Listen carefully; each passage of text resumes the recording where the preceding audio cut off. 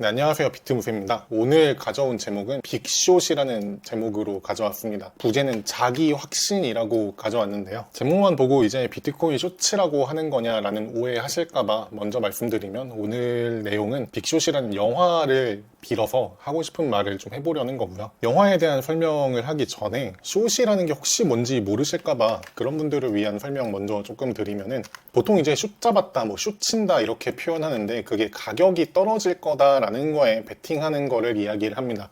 흔히 말하는 공매도도 여기에 포함되고요. 보험도 일종의 숏이다라고 표현하기도 합니다. 그래서 영화에서 나오는 예시로 이 상품의 가격이 떨어지게 된다라고 하면은 나한테 그걸 보상해주세요 라는 식으로 보험에 가입을 하죠. 예를 들면은 집에 불이 나면은 그걸 보상해 주십시오. 이런 식으로 말이죠. 대신에 그때까지 뭘 하죠? 우리는 계속 보험료를 꾸준히 내면서 그 계약을 유지를 합니다. 그래서 보험도 일종의 안 좋은 경우를 대비하는데 돈을 낸다라는 점에서 가격이 떨어질 것 같다라고 생각하는 거에 돈을 거는 게 숏이다라는 거고요. 요런 짤을 하나 가져왔습니다. LF증권이라는 데서 이제 올린 짤로 많이 재밌어 있는데 네가 말한 종목 별로 같아 라고 하면 뭔가 길게 설명해 봐야 쓸데없다 라는 얘기고요. 좋은 답변이라면서 이제 네가 말한 종목 별로 같다 이러면 그럼 숏쳐라고 하면은 떨어진다에 돈 걸어라 라는 뜻이거든요. 그럼 사실 이 말 하나면 진짜로 더 할 말이 없기도 해요. 설명도 필요 없고 그렇게 자신 있으면 돈 걸어라 라는 얘기이기 때문에 저는 반쯤은 진짜로 좋은 답변이라고도 생각을 합니다. 그래서 이런 숏이라는 개념을 가지고 영화를 만든 게 있습니다. 빅쇼트라고 하는 꽤 등장인물이 화려한 이런 영화인데요. 제가 제일 좋아하는 영화로 거의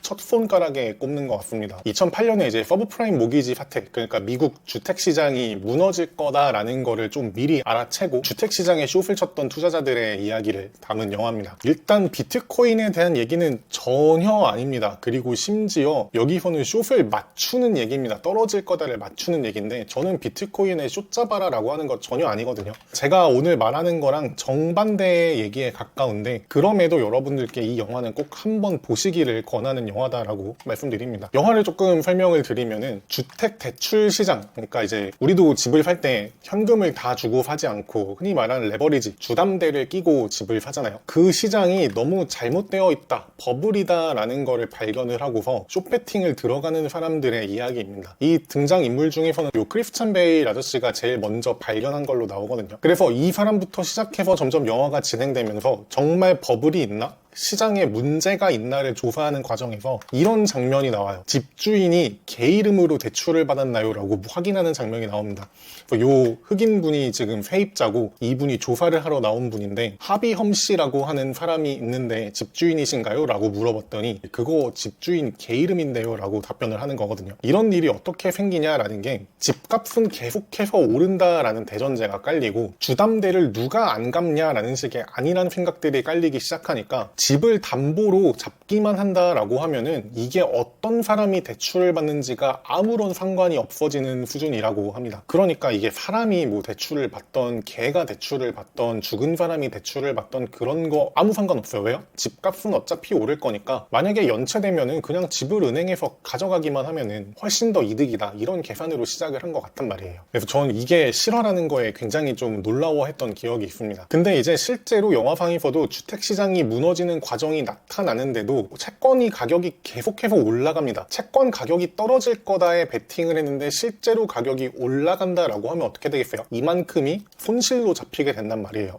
그리고 심지어 아까 보험 같은 형태로 숏을 치게 되면은 이 모든 구간마다 보험료를 꾸준히 납입을 해야 되고요. 채권의 가격이 올라갈수록 내야 하는 보험료의 가격이 점점 더 올라가게 되는 효과가 있다고 나타납니다. 그래서 나는 분명히 주택시장이 망해간다, 이거 무너질 거다에 베팅을 하는 게 숏을 치는 게 맞았어요. 근데도 가격이 올라서 나는 손해를 보는 상황이 지속되는 거를 확인할 수 있어요. 그래서 이 과정에서 이 크리스찬 베일 아저씨가 드럼을 엄청나게 치면서 스트레스를 발산하는 장면이 나옵니다. 저도 농담처럼 뇌내 드럼이다 라고 표현을 많이 하는데요. 저는 비트코인이 무한히 오를 거다라고 지금 베팅을 하고 있고요. 그 근거는 화폐 통화량이 너무 말도 안 되게 계속해서 증가한다. 그러니까 법정 화폐의 가치가 쓰레기가 될 거다. 그러니까 반대급부로 비트코인이 올라갈 거다. 이런 맥락이잖아요. 화폐 통화량이 실제로 늘어나는 게 맞는데도 비트코인 가격이 하락한다라고 하면은 내 뷰는 맞는 것 같은데 왜 가격이 반영이 안 되지? 라는 식으로 이렇게 뇌내 드럼을 친다 이런 식으로 표현을 하기도 합니다. 그래서 이 영화에서도 이런 표현이 나와요. 우리가 지금까지 봐온 금융시장은 전부 사기일지도 모른다 라는 이런 표현이 나오기도 합니다. 그래서 막 이 투자 펀드를 운영하는 역할로 나오는 이 마이클 벌이라는 이 분이 고소도 엄청나게 당하고 내 돈 빼달라 이런 요청도 엄청나게 많이 받는 걸로 나오거든요. 그 과정에서 스트레스를 미친 듯이 받고 있습니다. 하지만 결국에 맞는 관점을 끝까지 버틴 결과는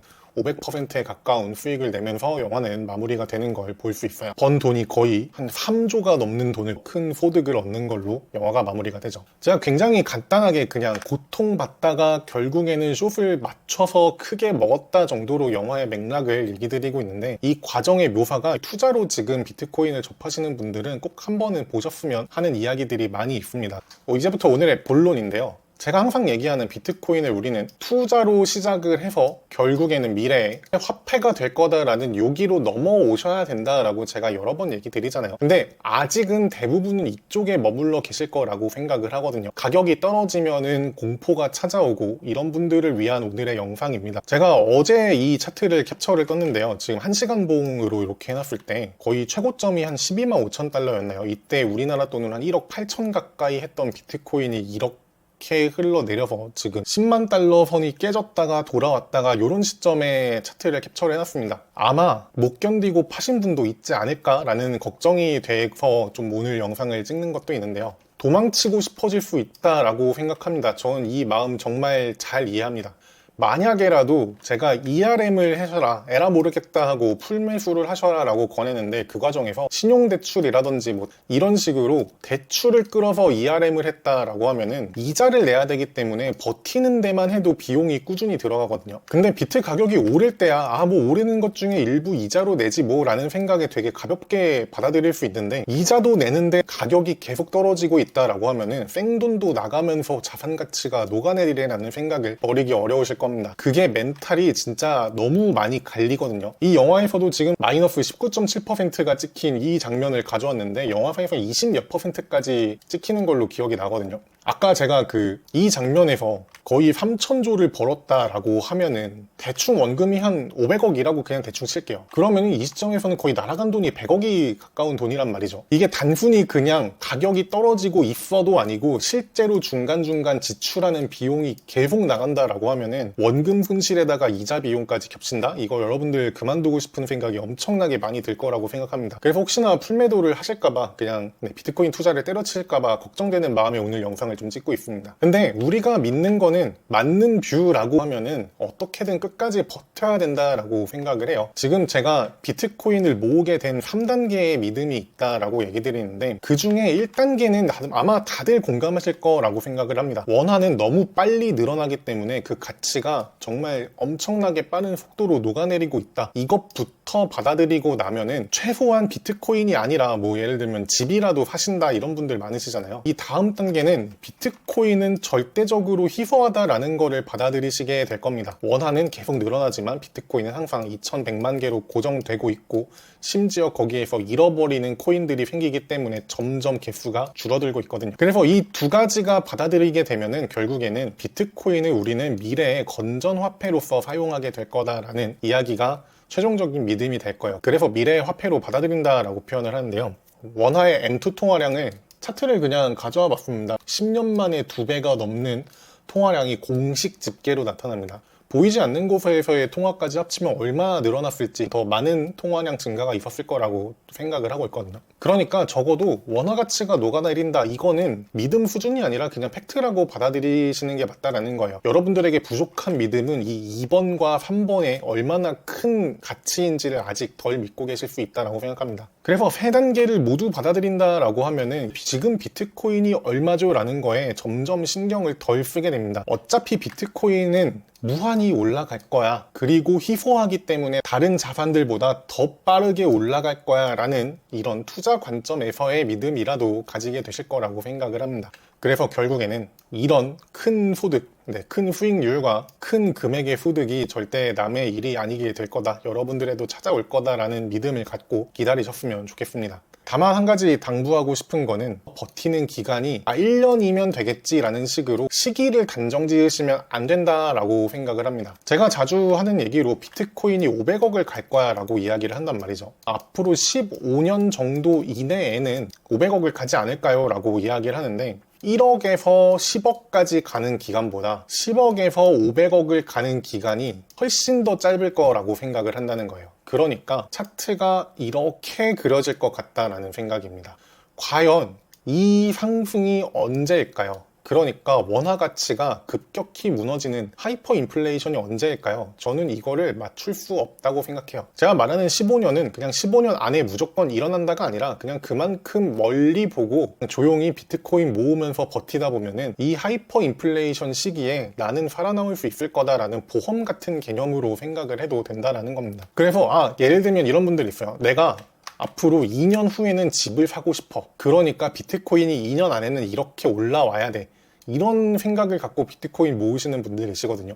저는 그러시면 안 된다라고 봐요. 솔직히 15년 안에 온다라는 것도 저는 좀 경솔한 발언일 수 있다고 생각을 합니다. 그냥 정말 어느 순간 갑자기 찾아왔을 때 이때쯤 되면은 돈 주고 비트코인 사는 게 불가능할 거라고 생각한단 말이죠. 그래서 그냥 지금 돈 주고 비트코인 살 수 있을 때 얼마든 간에 상관하지 말고 일단은 사서 모아두자라는 개념으로 여러분들께서도 들고 끝까지 버티신다라고 하면은 미래에 그 날이 왔을 때 여러분들에게 큰 다행으로 찾아올 거다, 이 정도의 믿음을 가지시면 좋겠습니다. 제일 추천드리는 것 중에 하나는 그래서 셀프 커스터디를 하셔라, 쉽게 말해 개인 지갑에 비트코인을 옮겨두셔라 라는 게 이 측면에서도 많이 추천드립니다. 이런 이 키스톤 같은 지갑에다가 이제 실제로 비트코인을 옮겨 놓으시잖아요. 그렇게 되면은 내가 몇 개를 들고 있지라는 거에 더 신경을 쓰게 되지 가격이 얼마인가 라는 거에 훨씬 둔감해지는 효과가 있습니다. 가격을 별로 신경 쓰지 않다 보니까 이거를 내가 다시 거래소에 옮겨다가 팔아야겠다 이런 생각을 지우는데 상당히 도움을 많이 줍니다. 금고에다가 여러분들이 금을 한 덩이 막 이렇게 쌓아놨다고 치죠. 그러면 그 금이 지금 시세로 얼마인지 자주 볼 것 같으신가요? 생각보다 그렇게 자주 안 찾아볼 거거든요. 근데 이제 뭐 ETF나 이런 걸로 금을 사신다라고 하면은 스마트폰이 있다 보니까 핸드폰에서 계속 금 시세를, ETF의 시세를 계속 볼 거란 말이죠. 가격을 자주 보는 것만큼 팔고 싶게 만드는 행위가 저는 없다고 생각합니다. 가격이 오르면 오르는 대로 팔고 싶고요. 내리면 내리는 대로 팔고 싶고, 제일 위험한 거는 지금 같은 하락이 왔다가 본전이 왔을 때가 제일 위기가 옵니다. 가격을 보다 보면 내 돈 찾았다, 구조대 왔구나, 팔아야겠다, 이런 생각 갖게 되거든요. 그래서 저는 웬만하면은 여러분들 조금 어렵더라도 셀프 커스터디 하는, 개인 지갑을 옮기는 방법 배우셔서 꼭 옮겨두셔라 라고 이야기 드리고 싶습니다. 구매한 비트코인은 꼭 개인 지갑에 옮겨놓는 습관을 들이시길 바랍니다. 이걸 하는 방법의 영상을 꼭 만드는 게 저의 지금 큰 숙제로 남아있기도 합니다. 어떻게든 쉽게 설명을 드리도록 할게요. 달러는 왜 비트코인을 싫어하는가? 영어로는 비트코인 스탠다드라고 하는 이 책, 제가 정말 주변에 많이 선물을 하고 있는데요. 솔직히 읽어보는 분 별로 없거든요. 한 30명 드리면, 30분 드린다라고 하면은 제 생각에 반 정도만 읽어보시고 반은 재미없다고 안 읽고 이러는 것 같습니다. 근데 제가 유튜브에서 비트코인에 대해 이야기하는 거의 모든 얘기가 다 이 책에서 나오는 이야기예요. 저한테는 실제로 성경과도 같은 책이라고 표현을 합니다. 저는 실제로 비트코인을 모으기 시작할 때 가격이 한 반토막까지 내려와서 기는 경험을 했거든요. 이 기간에 특히 멘탈이 힘들다 보니까 지금 같은 믿음이 없었기 때문에 이 책을 그렇게 열심히 읽었습니다. 한 책을 한 3-4번씩은 계속 읽은 것 같은데, 결국에 이 책이 저에게 준 확신은 원화뿐 아니라 달러 같은 법정화폐는 모두 다 녹아내려서 가치가 점점 낮아지고 쓰레기가 될 거다라는 생각에 확신을 주었습니다. 그리고 비트코인이 왜 건전화폐이면서 대체제가 되는지에 대한 믿음을 저에게 심어준 책이기도 해요. 그래서 저는 아까 말씀드린 녹아내렸다가 본전이 왔을 때 안 팔고 훨씬 더 많은 가격 상승을 누리고 있다라고 생각을 합니다. 저한테는 지금 여기서 이 정도 떨어진 느낌일까요? 물론 마냥 기분이 좋진 않아요. 저도 지금은 이제 비트코인을 제가 아무리 돈을 아껴서 비트코인 산다라고 해도 수량이 막 유의미하게 늘어나진 않아서 솔직히 떨어지면 기분이 좋진 않거든요. 그럼에도 불구하고 걱정은 하나도 되지 않습니다. 어차피 비트코인 500억, 그러니까 법정화폐의 붕괴라는 거는 저한테는 이미 기정사실로 받아들여지고 있거든요. 그래서 이 책 한 번 읽으셨던 분들이라고 해도요, 한 번 읽었다고 접지 마시고 내가 멘탈이 힘들다라는 생각이 들 때마다 화폐의 역사에 대해서 한번 다시 읽어보시는 거를 추천을 드립니다. 그렇게 해서 비트코인을 끝까지 지켜나간다라고 하시면 미래의 여러분들께서 지금의 여러분들에게 큰 절을 올릴 거라고 생각을 하면서 오늘의 영상은 마무리해보려고 합니다. 이 영화 근데 투자를 하는 분들은 저는 정말 재밌게 볼 거라고 생각을 해요. 자기가 맞다라는 뷰를 가지고 끝까지 버틴다라는 게 얼마나 고통스럽고 그러면서도 큰 성과를 가져오는지 근거가 확실한 뷰는 절대 버리는 게 아니라는 거 여러분들께 말씀드리고 싶어서 오늘의 제목은 이 영화의 제목인 빅숏으로 가져왔고요. 제가 영상을 자주 올리진 않지만 제 채널 구독 눌러주시고 올라오는 영상 종종 보다 보시면은 제가 여러분들에게 비트코인에 대한 믿음을 잃지 않도록 더욱더 영상 올리는 동기가 될 것 같습니다. 여기까지 이야기하고 오늘의 영상은 마무리를 하도록 하겠습니다. 긴 얘기 들어주셔서 감사드리고요. 저희는 다음 영상에서 또 뵐 수 있으면 좋겠습니다. 감사합니다.